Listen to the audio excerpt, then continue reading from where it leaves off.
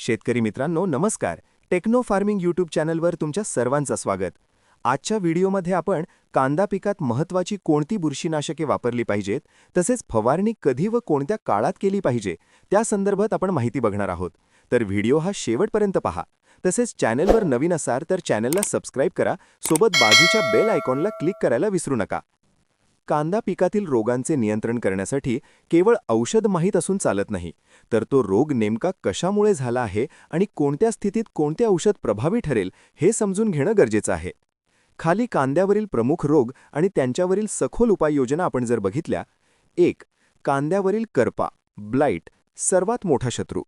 कांद्यावर प्रामुख्याने 3 प्रकारचा करपा येतो: जांभळा, काळा आणि पिवळा.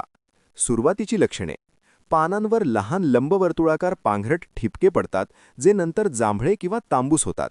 उपाय: प्रतिबंधात्मक.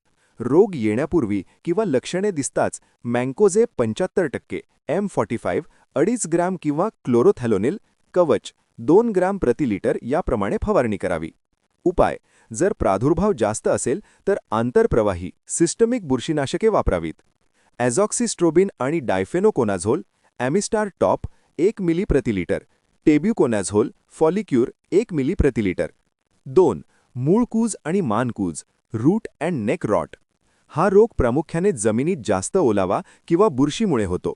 लक्षणे: झाड पिवळे पडते, मुळे सडतात आणि ओढल्यास सहज उपटून येते. सखोल उपाय: ड्रेंचिंग किंवा आळवणी. मुळापाशी कार्बेंडाझेम आणि मँकोझेब साफ 3 ग्रॅम प्रति लिटर किंवा मेटॅलॅक्सिल 8% आणि मँकोझेब 64%, रिडोमिल गोल्ड 2.5 ग्रॅम प्रति लिटर या द्रावणाची आळवणी करावी. किंवा रोको 500 ग्रॅम एकरी आळवणी करावी. जैविक नियंत्रण: लागवडीच्या वेळी किंवा खतासोबत ट्रायकोडर्मा विरिडी 2 किलो प्रति एकर शेणखतात मिसळून दिल्यास भविष्यात सड कमी होते. 3. पीळ रोग ट्विस्टर डिसीज. हा रोग जमिनीत राहणाऱ्या फ्युझेरियम बुरशीमुळे आणि काही प्रमाणात फुलकिड्यांमुळे होतो. लक्षणे: कांद्याची मान लांब होते, पाने पिवळी पडतात आणि वेडीवाकडी पिरगळली जातात. उपाय: यासाठी प्रोक्लोराज आणि टेब्युकोनॅझोल मिराडोर 2 मिली प्रति लिटर किंवा मर्जर 2 ग्राम प्रति लिटर यासोबत एखादे चांगले कीटकनाशक वापरावे. 4.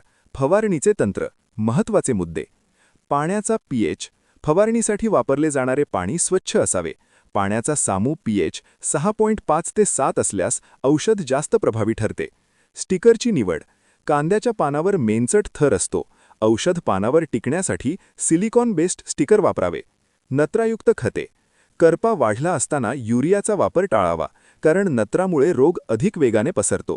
फवारणीचे वेळापत्रक. अंदाजे: पहिली फवारणी 30 ते 35 दिवस, मँकोझेब 2.5 ग्रॅम, प्रोफेनोफॉस 2 मिली स्टिकर. दुसरी फवारणी 45 ते 50 दिवस, हेक्झोकॅनोझोल 2 मिली, फिप्रोनिल 2 मिली स्टिकर. तिसरी फवारणी 60 ते 70 दिवस, गरज असल्यास ॲझॉक्सिस्ट्रोबिन 1 मिली किंवा नेटिवो 0.60 ग्रॅम स्टिकर. तुमच्या कांद्याची लागवड करून किती दिवस झाले आहेत त्यावरून मी तुम्हाला सध्या नेमकी कोणती फवारणी करावी हे सांगू शकेन. तसेच चॅनलवर नवीन असाल तर चॅनलला सबस्क्राइब व व्हिडिओला लाईक करा. धन्यवाद.